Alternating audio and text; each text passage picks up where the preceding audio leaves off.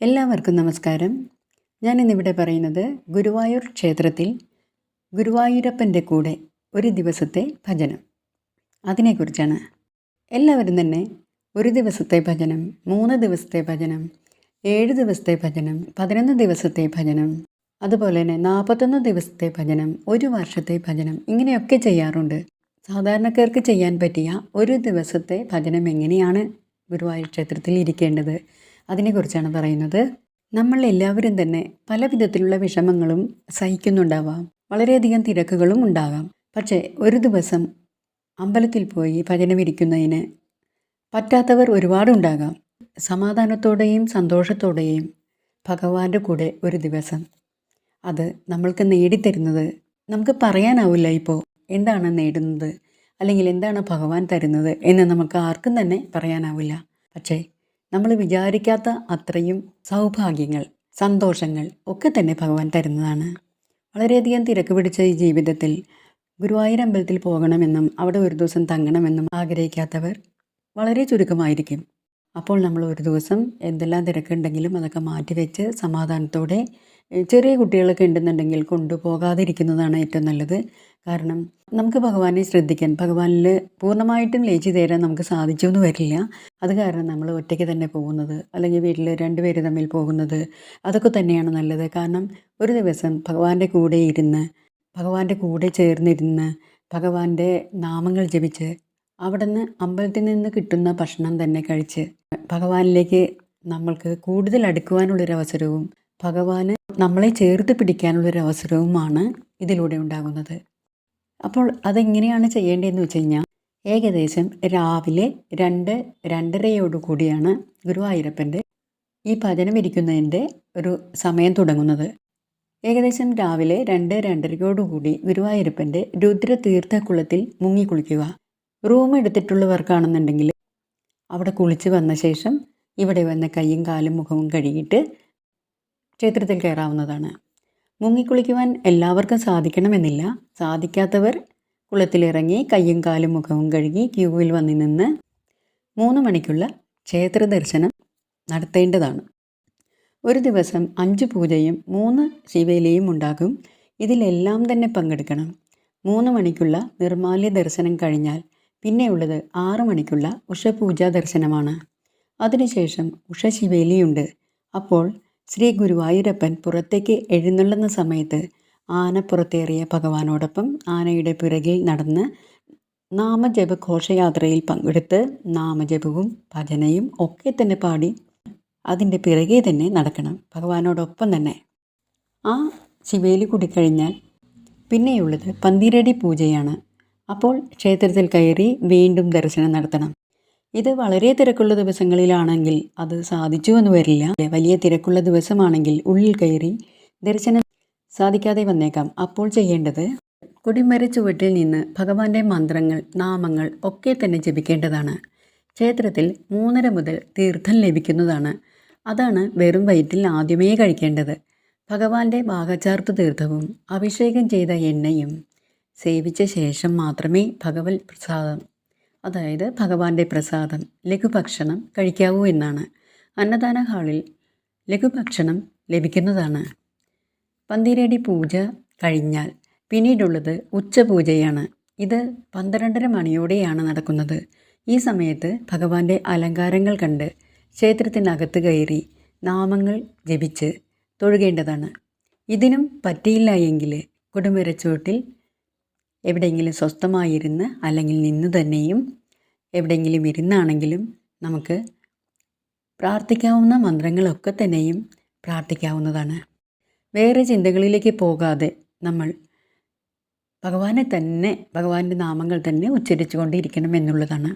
ക്ഷേത്രത്തിനകത്ത് ഭാഗവതം, ഗീതാവായന, നാരായണീയ വായന എന്നിവയിൽ പങ്കെടുത്ത് പ്രാർത്ഥിക്കാവുന്നതുമാണ്.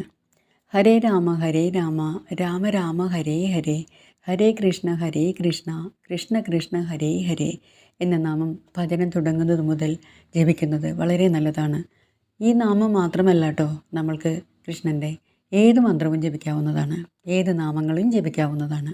9 മണി മുതൽ 10:30 വരെ ഭഗവതി അമ്പലത്തിനടുത്ത് അഖണ്ഡ നാമജപം നടക്കുന്നുണ്ട്.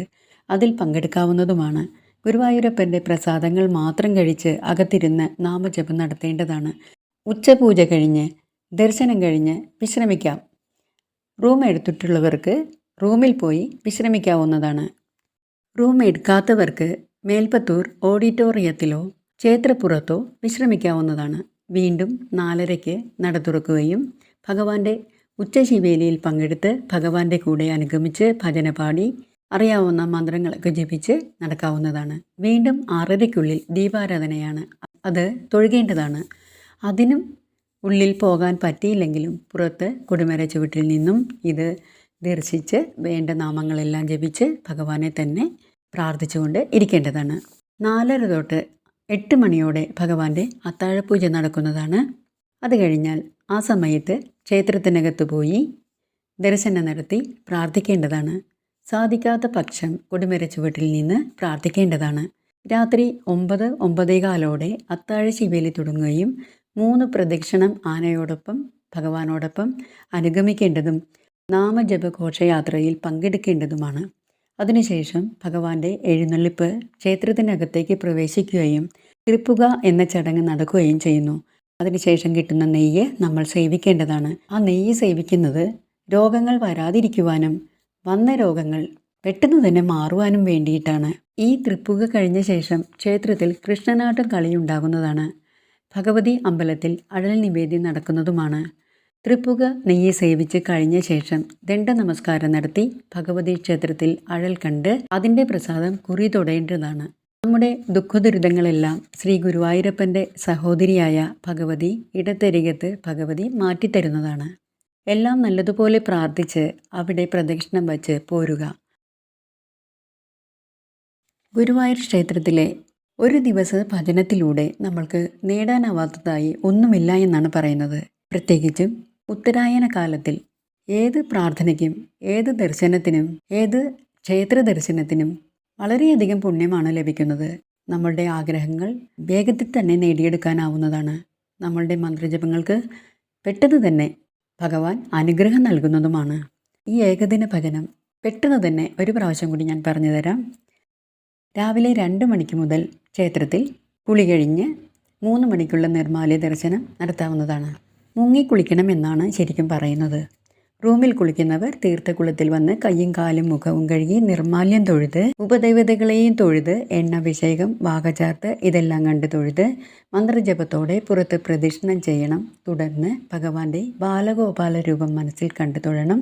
അപ്പോൾ തരുന്ന തീർത്ഥവും പ്രസാദവും വാങ്ങി ഉഷപൂജ തൊഴുതിട്ട് ശിവേലി സമയത്ത് ഭജന പാടി ഭഗവാന്റെ കൂടെ അനുഗമിച്ച് പാലഭിഷേകം നവകാഭിഷേകം പന്തീരടി പൂജയും തൊഴുത ശേഷം ശബരിമല പൂജയ്ക്ക് ശേഷം നട തുറക്കുന്ന സമയം കളപ്പച്ചാർത്ത് കണ്ടും തൊഴണം എന്നുള്ളതാണ്.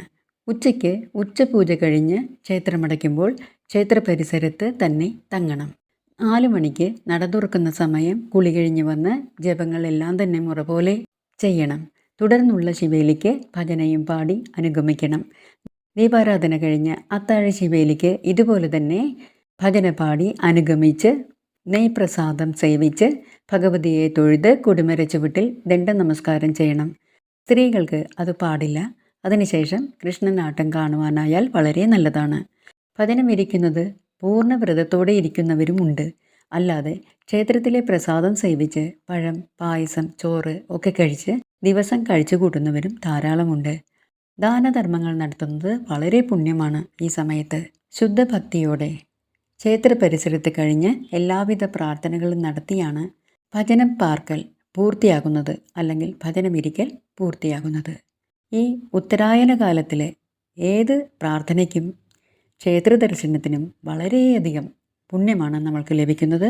പെട്ടെന്ന് തന്നെ നമ്മുടെ പ്രാർത്ഥനകൾക്ക് ഭഗവാൻ അനുഗ്രഹം നൽകുമെന്നാണ് വിശ്വാസം.